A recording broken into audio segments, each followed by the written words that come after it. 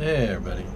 All right, so we have the upper wing completely built up. The center section I have already infilled. I did that to give this structure some extra strength while I'm working on it. Also laid up the first full row of infill on each of the two wing panels for the same reason, just to give our structure some strength as I'm working on the rest of the infill now. So I'll work this panel out from the middle out, and then this panel from the middle out, and then we'll do the trailing edges on the bottom here. And at that point I'm going to flip it and do the the center section and trailing edges. So by the time I have that first, I guess we'll call it first phase complete, I'll have everything infilled except for the top and bottom leading edge. That I'll do last. So and that's just the way I want to do it this time. There's some issues I have with the leading edge that I want to build up all the rest of this first before I address some of the things that are concerning me about the leading edge. So infill sections. So we talked about how we would take our sheet, right, and just line it up with our section to be infilled. We come up with a piece that's just about a ½ inch shy. These are 1/16, so 8 of these equals a ½ inch. So I can come in here a ½ inch shy and have just enough material. So what I do is I come in at about a ¼ inch. That leaves me a little bit of extra material, so I'm not concerned if I miss a cut and have to trim a piece, which is kind of what ended up happening with this first one. I wanted to talk about this. So we line this up, and you see I've got the X's here orienting me that this is the exterior face. This is the face that I want to see, and it's also, this is the leading edge alignment. So for instance, once I slice off of here a piece, when I cut it off, if I lose track of it, I may forget what I'm trying to do or how it's cut, how it was measured. So I mark the leading edge so that I can find that and associate it again with the opening that it is for, and that's this one. So you see how it drops in there real nice. Now when I trimmed it, obviously it wasn't perfect, and what I wanted to illustrate here is this. What we're trying not to get is deflection of the free rib.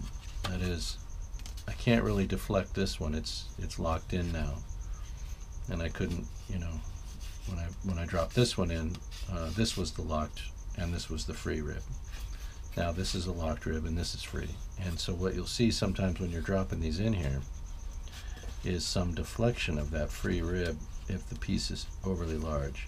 So, and you might notice it at one of the corners, you might notice it bowing. Any number of ways that you'll see that rib is being deflected, and you really don't want that to happen. What that indicates, or what that could lead to, is if I drop this in here, allow it to deflect this, and now I'm butting the next piece against this, and it's going to bow that one. And what you're going to end up with is a twisted wing. You're going to see that playing out over time. The more pieces I put in with that added pressure, the more chance there is for out by the tip, there's going to be then a wing tip, there's going to be some real issues with the wing not being flat.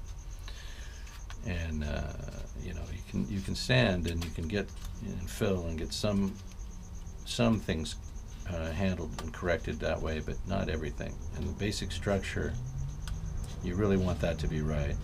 All right, so we still have a little bit of deflection on this one when I drop this in. So when I'm edge sanding, I want to keep this straight. I don't want to bevel this to make it easy for the piece to drop in, because all that means now is that there's much less adhesive contact area. In other words, if this is perfectly straight and flat, it's going against a straight flat edge, a 90-degree angle, you're going to get maximum adhesion. You're going to get two the widest possible surface area contact in there. So that's what you want. You don't want to bevel that. So, and where I want to apply a little bit of extra pressure when I'm sanding is to the bottom corner here. So I'm not going to round into it. I'm just going to, with the block, I want to feel the extra pressure at the base, down here where my thumb is, keeping it flat the whole time, but that's where the added pressure is. And that takes away material there at a faster rate than elsewhere on that edge. And that gives us a much better fit. And there should be little to zero deflection, right?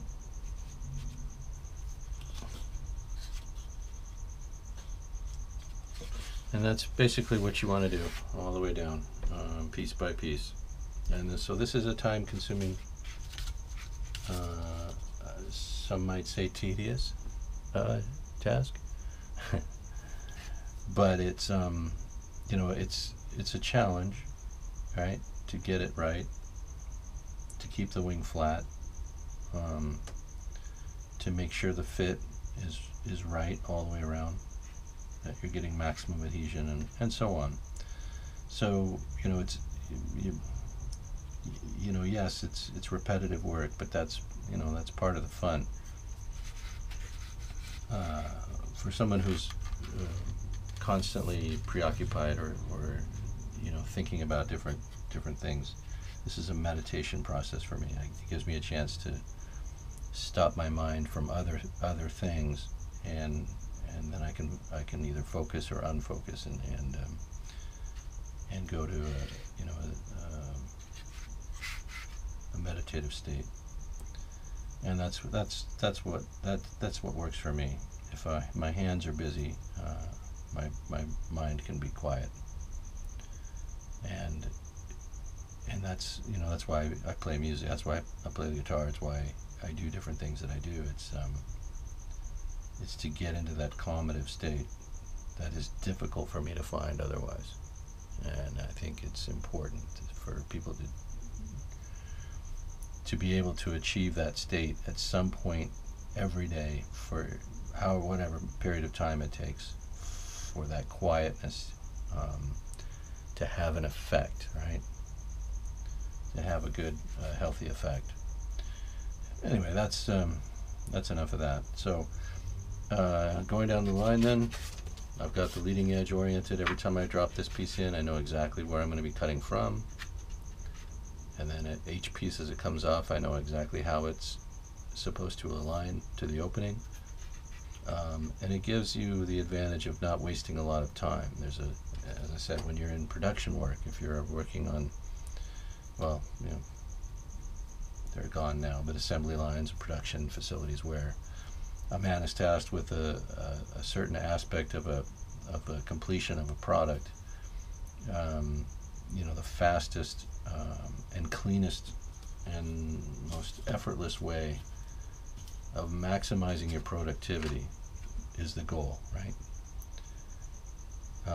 The tools you're going to be using are right to hand. Everything is right in front of you. The materials are right in front of you. And then the way the work is, that's an earthquake. Yeah, we just had a little roller. Actually, it's still going. Still rolling. That was light, but it was long. And it was a roller. It was about a 3, maybe 3.5. Southern California, we're still feeling part of the effects of that. I guess it was, when was that? Yesterday's earthquake now? Still getting rollers. That was one right there. So we just work our way through, and we do it in the most efficient way we can. Alright, so I'll finish this up. I'll get the bottom skinned or infilled and then flip it over. We'll start on the top. We're getting closer. The lower wings are, I've just put the second application of filler on the top. We still have to do the second on the bottom. We're going to end up probably with 4 applications.